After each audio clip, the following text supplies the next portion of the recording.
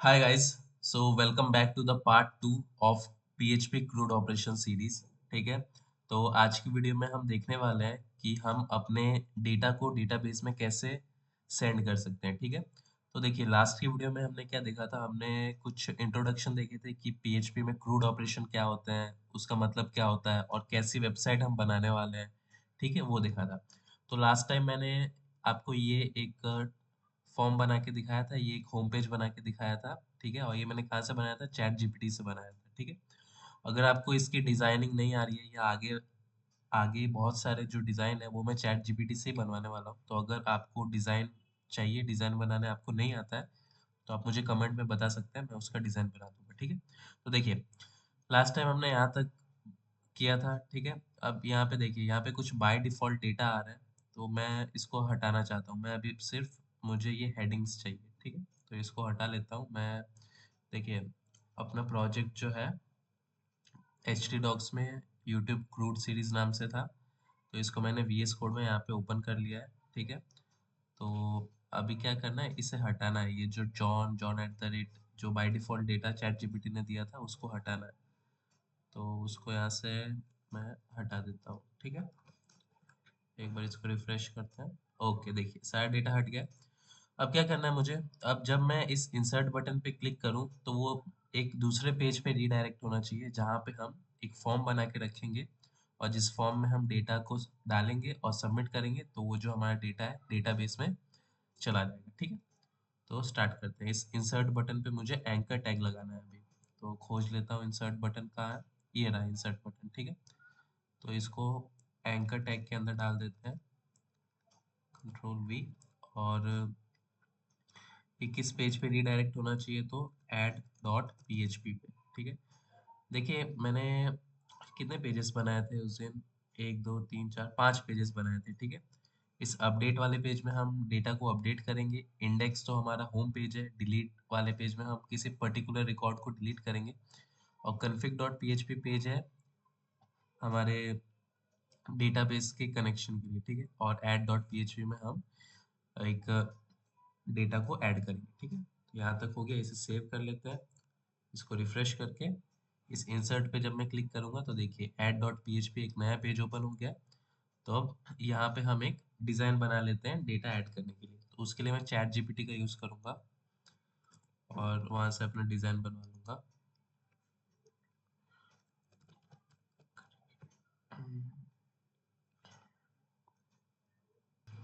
तो ये प्रॉम्प्ट मैंने लिख दिया है। अब देखते हैं कि चैट जीपीटी कैसा डिजाइन मुझे देता है। अब ये डिजाइन आ रहा है, तब तक मैं W3 स्कूल के फ्रंट एंड एडिटर को ओपन कर लूंगा और यहाँ पे मैं चेक कर लूंगा कि कैसा डिजाइन चैट जीपीटी ने बना के दिया है। ठीक है, तो यहाँ पे जावास्क्रिप्ट की जरूरत नहीं है, तो don't use JS.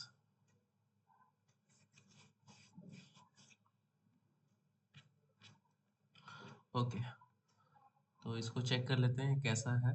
Ctrl+V। Okay, तो कुछ इस टाइप का फॉर्म खुलेगा। ओके, तो इसको पूरा मैं कॉपी करके अपने add.php में पेस्ट कर लेता हूँ। ठीक है, Ctrl+V, सेव।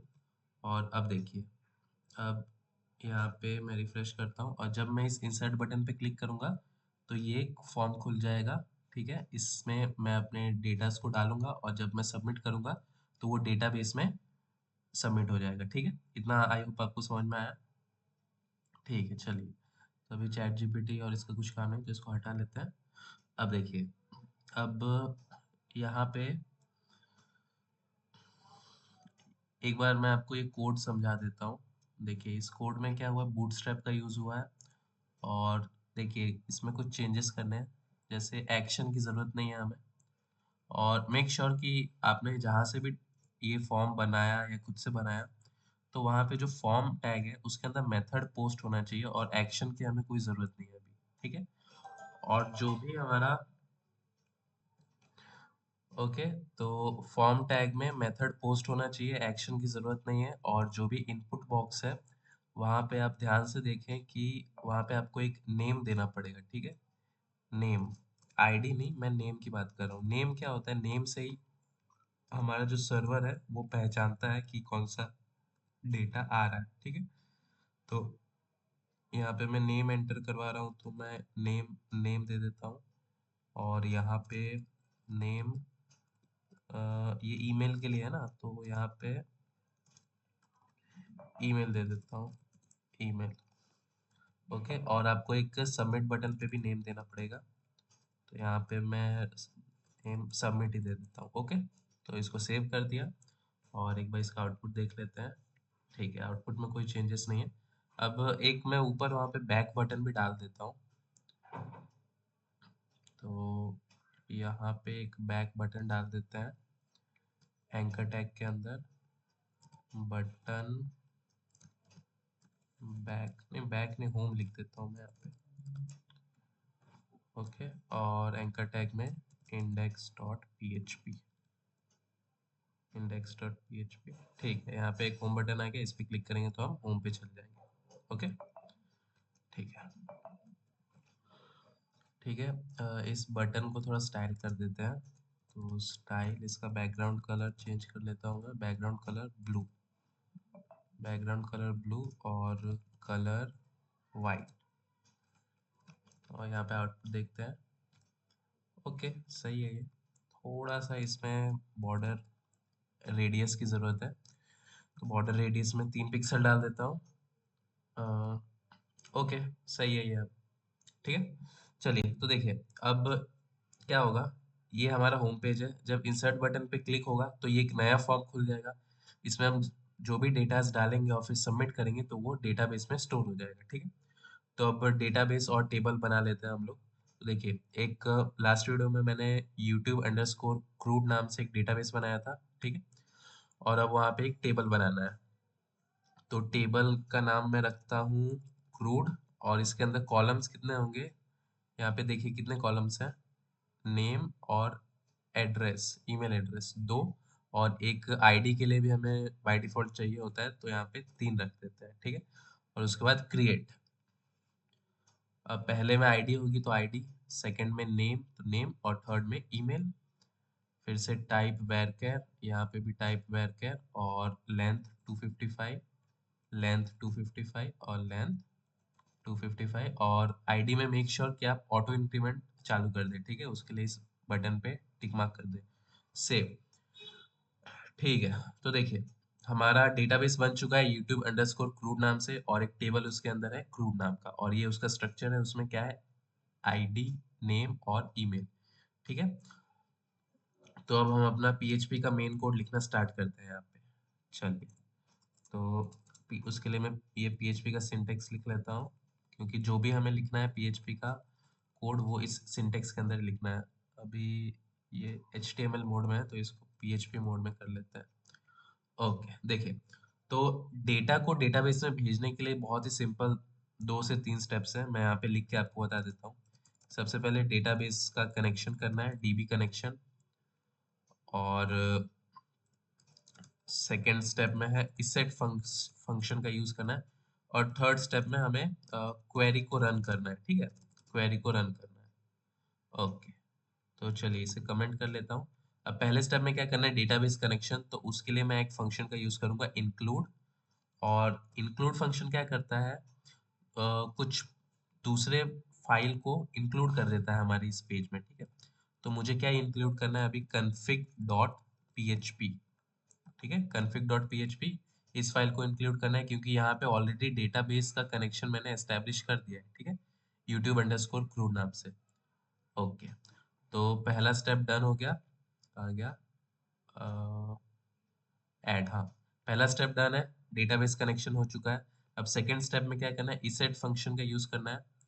तो उसके लिए मैं एक इफ कंडीशन लिखूं लगाऊंगा, और वहां पे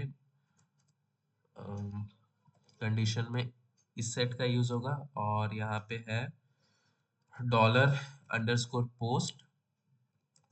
और क्या सेट होना चाहिए, अगर सबमिट बटन सेट है मेरा, तब जाके जो आगे के लॉजिक है वो अप्लाई होंगे।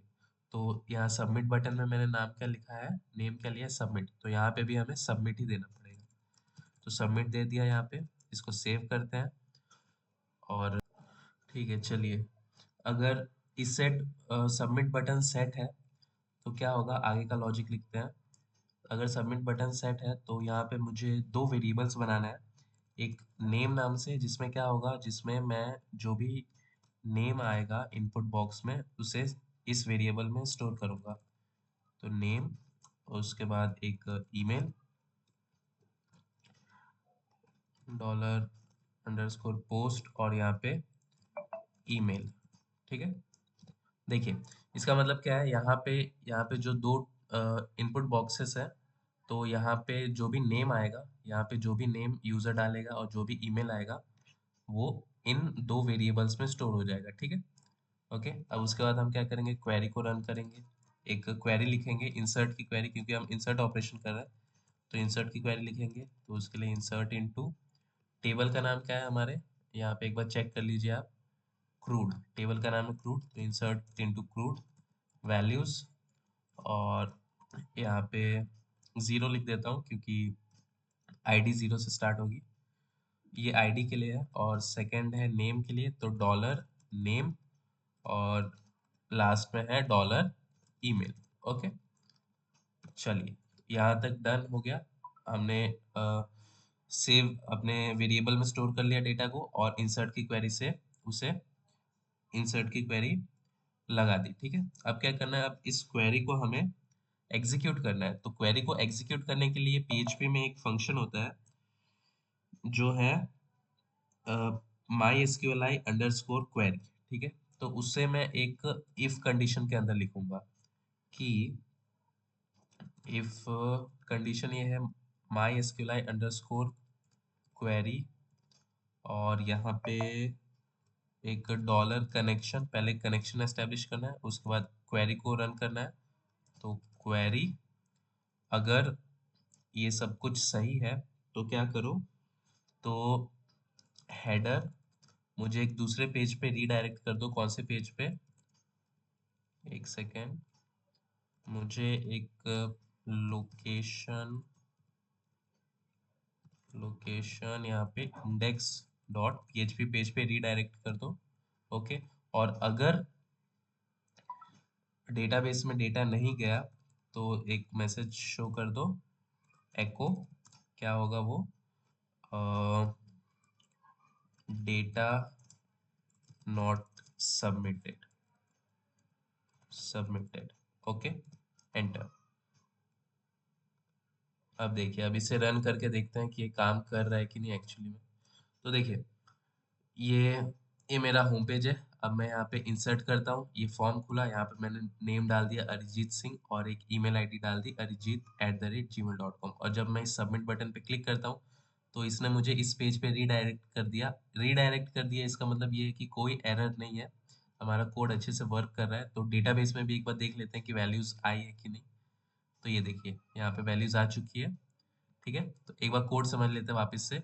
सबसे पहले डेटाबेस का कनेक्शन करना है, सेकंड स्टेप में इसेट फंक्शन का यूज करना है। इसेट फंक्शन में क्या है, if isset dollar underscore post submit, अगर ये बटन सेट है, ये बटन सेट है, तो दो वेरिएबल्स बनाना है, उनमें नेम और ईमेल आईडी स्टोर करना है, और एक क्वेरी रन करनी है इंसर्ट की, और क्रूड वाले टेबल में वैल्यू को इंसर्ट करना है। और अब इस क्वेरी को एग्जीक्यूट करने के लिए एक दूसरा पीएचपी में फंक्शन है, माई एसक्यूएलआई अंडरस्कोर क्वेरी। तो इफ, दूसरे इफ कंडीशन में मैंने क्या डाला है, इफ माई एसक्यूएलआई अंडरस्कोर क्वेरी, और उसके बाद एक आपको कनेक्शन वाला वेरिएबल यहाँ पे डालना पड़ेगा, और उसके बाद जो क्वेरी का वेरिएबल है वो डालना पड़ेगा। तो अगर कनेक्शन सही है और क्वेरी भी सही है तो क्या करो, मुझे तुम एक दूसरे पेज पे रीडायरेक्ट कर दो इंडेक्स डॉट पीएचपी में। तो उसके लिए हेडर फंक्शन का यूज होता है। और अगर ऐसा सब नहीं हुआ, हमारे डेटाबेस में डेटा नहीं गया, तो क्या करो, डेटा नॉट सबमिटेड का एक मैसेज शो कर दो। ठीक है, तो देखिए यहाँ तक था हमारा पूरा। एक बार वापस इससे करके देखते हैं। देखिए, डेटा मैंने डाला यहाँ पे जुबिन नौटियाल, और ईमेल आईडी में कुछ भी डाल दिया मैंने, और जब सबमिट पे क्लिक किया इस पेज पे रीडायरेक्ट हो गया, यानी कि डेटा हमारे डेटाबेस में, ये देखिए, सबमिट हो गया है। तो ये था पूरा इंसर्ट की क्वेरी, ये था हमारे क्रूड ऑपरेशन में से सी वाला पार्ट, यानी कि क्रिएट करना। अब नेक्स्ट वीडियो में हम देखेंगे कि जो भी डेटा हमने यहाँ पे इस डेटाबेस में डाला है उसे हम ये आईडी, नेम, ईमेल इसके नीचे कैसे शो कर सकते हैं, यानी कि हम रीड की क्वेरी देखने वाले हैं। ठीक है, रीड यानी कि सिलेक्ट की क्वेरी देखेंगे वहाँ पे। ओके, सो आई होप आपको समझ में आया है। अगर आपको कोई भी डाउट है तो आप कमेंट सेक्शन में पूछ सकते हैं। ठीक है, और अगर आपको डिजाइनिंग के ऊपर वीडियो चाहिए तो आप कमेंट में मुझे बताइए, मैं ये इस फॉर्म को कैसे डिजाइन किया है वो आपको बता दूंगा। ठीक है, उसके ऊपर मैं एक वीडियो बना दूंगा। ओके।